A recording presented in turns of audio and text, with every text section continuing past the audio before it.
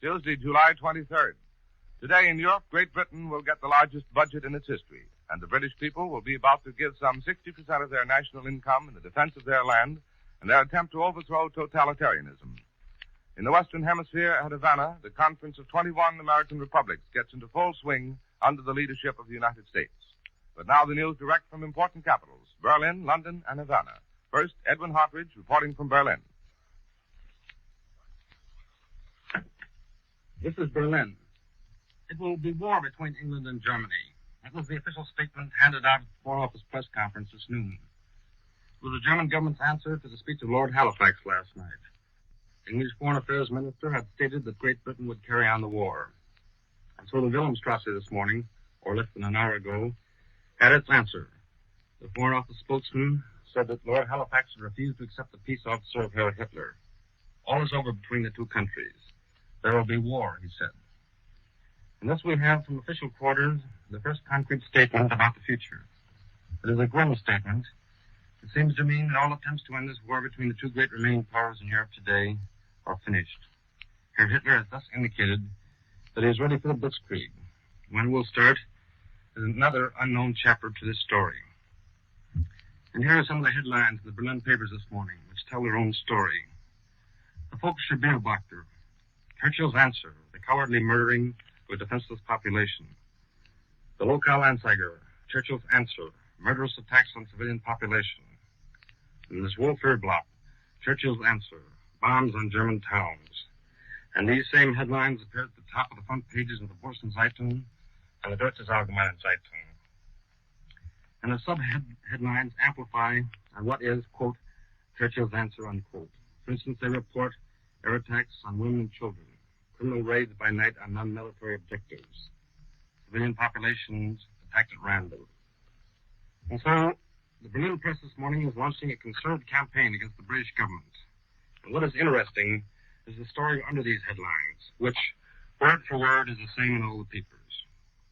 The German story starts out as follows, quote, a careful check on the enemy's air raids has shown that the British Air Force has multiplied its attacks on non-military objectives since Friday, when the Fuhrer, in his great speech, tried once more to show the British people the way of common sense. Great numbers of bombs have been dropped, but the damage suffered was relatively insignificant. It has become clear that the enemy wants to strike at the civilian population, unquote. Then the story continues to give some details of these British air raids. And some of these interesting details have not yet been released in the press and the communiques. Here's a gist of the story. The British Air Force launched strong attacks against the large seaport of Bremen in recent nights, during which 3 persons were killed, 3 seriously injured. Several resorts on the German islands in the North Sea were also objectives of the Royal Air Force. And the German report goes on to state that Hamburg was again attacked on the night of July 20th, 21st. Numerous people were injured during the raids in the heavily populated quarters of that city. Non-military objectives in the towns of Paderborn, Hagen, and Bochum in Westphalia were also raided. And during a night attack in the town of Schwerin, British planes first dropped flares before unloading their cargoes of bombs. In this raid, 10 people were killed, according to the German story. Kassel was also attacked on the night of July 20th, 21st. And during these raids, the British also used flares. Moreover, according to the German report, the neighborhood of Kassel was also bombed. The German story, which appears in all the papers this morning, concludes with, quote, as the enemy used parachute flares, his intention to hit the civilian population has become evident, unquote. This story will certainly not build up any love for the Royal Air Force among the German newspaper readers. And it strikes a positive note, the first in days that have followed Herr Hitler's speech. For the German press has been greatly angered at the immediate and very critical British reaction to Herr Hitler's speech to the Reichstag. The papers accuse the British government and the press of not speaking for the people, but only for what they described as the British warmongers. And now that that negative campaign seems to have changed, the German press is stepping into high gear. For its readers, the German press today gives what it considers to be Winston Churchill's answer to Herr Hitler's address. And that answer, according to the Berlin morning papers, is the bombing of civilian populations and non-military objectives. This is Edwin Hartridge. I return you now to Columbia in New York. This is New York, and here's the latest news from Havana. The 21 American republics, under the leadership of the United States are moving toward a new plan to isolate the New World from war and from economic encroachment by dictators. This morning, a private session of the Conference of Foreign Ministers will receive drafts of proposals regarding New World possession of European powers. Plans also will be outlined for economic collaboration in the Western Hemisphere and for combating fifth column activities in the Americas. Now we return to Europe for more news. News reported from the British capital by Eric Sevareid. Go ahead, London. This is London. The British Admiralty last night announced a new move to discourage a German invasion of Ireland. A minefield has been laid closing off the Irish Sea on the south. At its widest point, this field of explosive covers 50 miles of water. It extends from the Devon-Cornish coast to the territorial waters of Eire. And all ships wishing to enter the Irish Sea must now pass around the north of Ireland. The minefield helps to nullify the advantage of German submarine bases on the French coast. This afternoon, in the House of Commons, Sir Kingsley Wood, the Chancellor of the Exchequer, will make what is expected to be the shortest budget speech on record. It's a supplementary budget, calling for an additional $2.5 billion to meet the increased cost of war. There will be new income and luxury taxes. The individual's purchasing power is to be cut down to prevent the present trend toward higher prices from getting out of hand. The Chancellor may adopt the famous Keynes plan, rejected by Sir John Simon.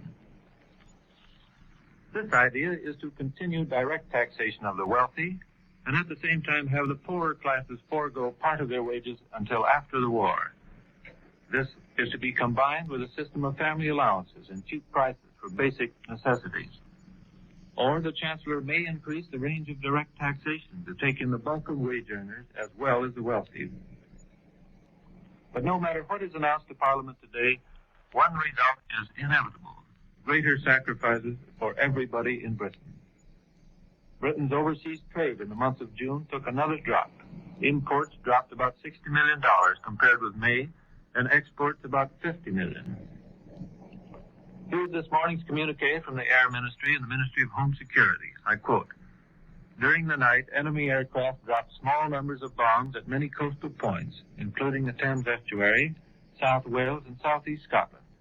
No fatal casualties are reported, but in one Scottish town, several persons were injured and damage was done to shop and house property. Farm buildings were also damaged in southeast Scotland. In England and Wales, little damage was done, but in one southeast coast town, an unoccupied house was demolished and an electric cable damaged, which was soon repaired."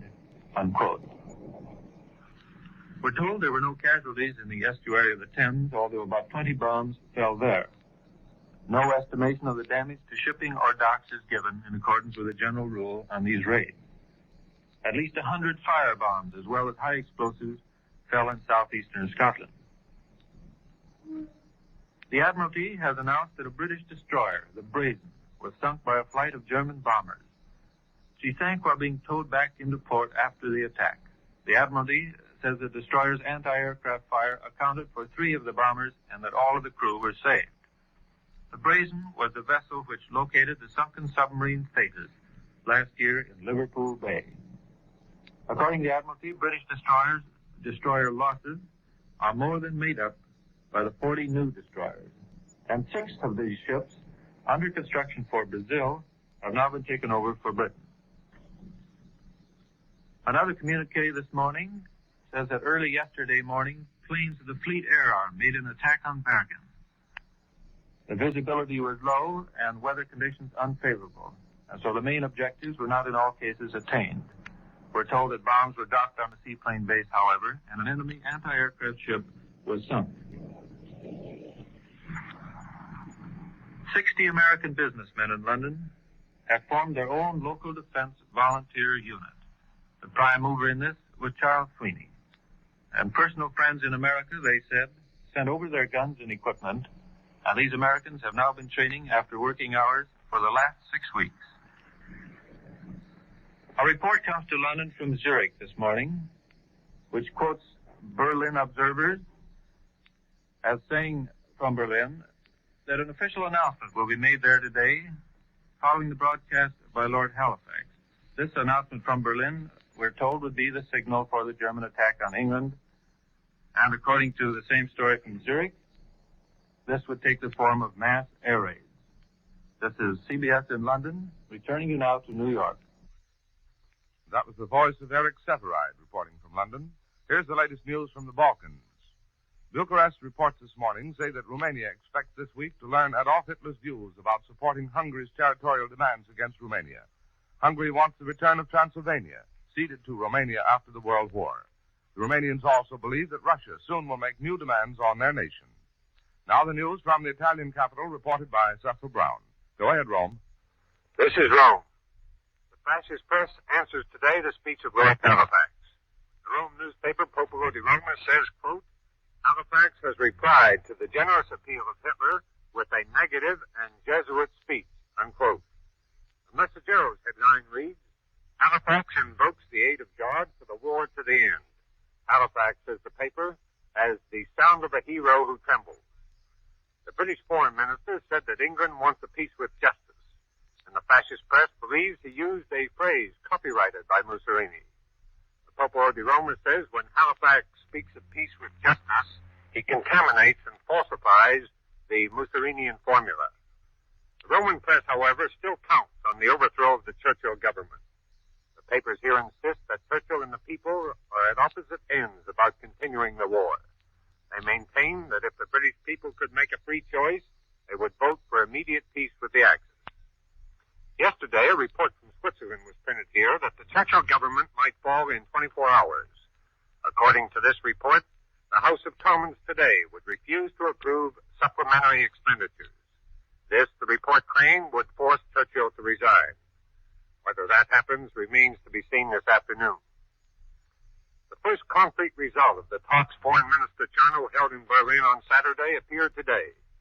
The Nazi Foreign Minister von Ribbentrop has called the Romanian Prime Minister and Foreign Minister to Salzburg for a chat. The meeting is scheduled for Friday. Neutral circles here in Rome believe that King Carol is about to hear the first direct orders from the Axis powers on how his country should behave in the future. The fascist press maintains that all is quiet in the Balkans, but it's felt in other quarters here that there is considerable rumbling. Russian pressure on Romania and the strengthening friendship of the Soviets with Yugoslavia may complicate the Axis plans for the Balkans. Bulgaria appears to be growing extremely restive about her claims against Romania for Dobruja. Hungary wants Transylvania, but she will behave until Budapest gets the signal from Rome and Berlin. But a Russian move to help King Carol realize his ambitions would throw Bulgaria more than she is now into the Russian sphere.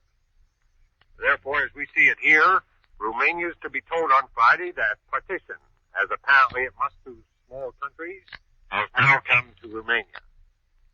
Haile Selassie, the sad-eyed Lion of Judah, former emperor of Ethiopia, is reported in the Anglo-Egyptian Sudan. The fascist press and radio are poking fun at him and have picked him to head what they call the British retreat in Africa. The newspaper Messaggero describes him today as a lion outside of a circus. The communique of the Italian High Command is brief today. Italian planes bomb Marsa Matruh and Sidi Barrani. These are two British bases in northern Egypt.